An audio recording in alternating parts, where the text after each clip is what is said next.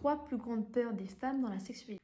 En premier, les femmes ont peur de ne pas être désirables. Donc là, on va avoir les questions qui vont se poser dans la tête. Est-ce que mon corps va lui plaire? Je suis assez belle? Est-ce que je fais ce qu'il faut? Cette peur, malheureusement, parfois, au lieu d'être dans les sensations, on va justement être dans nos pensées, dans nos têtes, à se poser toutes ces questions, se regarder un peu de l'extérieur, savoir comment est-ce qu'on peut être vu, comment est-ce qu'on peut être perçu, à analyser les moindres réactions, les moindres regards qu'il peut y avoir sur nous. Et du coup, ça entraîne moins de lâcher prise, moins de plaisir, alors que malheureusement, le désir à la base, lui, est vraiment là. Ensuite, il y a la peur de dire non ou de dire ce qu'on veut vraiment. Beaucoup de femmes qui ont peur que si elles disent non, il va être déçu.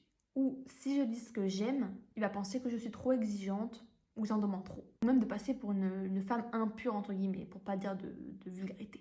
Résultat, beaucoup de femmes ont appris à se taire, à se minimiser, à s'adapter, par peur de déranger, par peur de casser l'ambiance ou par peur de casser le lien ou la connexion entre les deux. Et enfin, dernière peur chez les femmes, c'est évidemment la peur de ne pas atteindre l'orgasme, parce qu'à ce moment-là, elles se disent que je ne suis pas normale, ça va être long.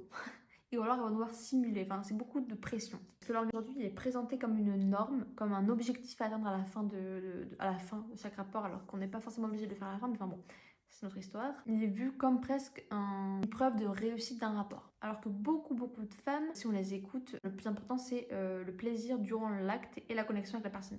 Et non pas l'orgasme. Donc déjà c'est tout à revoir, mais bon voilà. Alors évidemment quand l'orgasme n'est pas là, le doute s'installe. Voilà, certaines finissent même par faire semblant que ça y est c'est fini. Et elles le font pas parce qu'elles veulent pas décevoir, elles veulent pas inquiéter et elles veulent pas se sentir anormales. Je pourrais en faire une pour les hommes si vous voulez, donc n'hésitez pas à envoyer un petit message.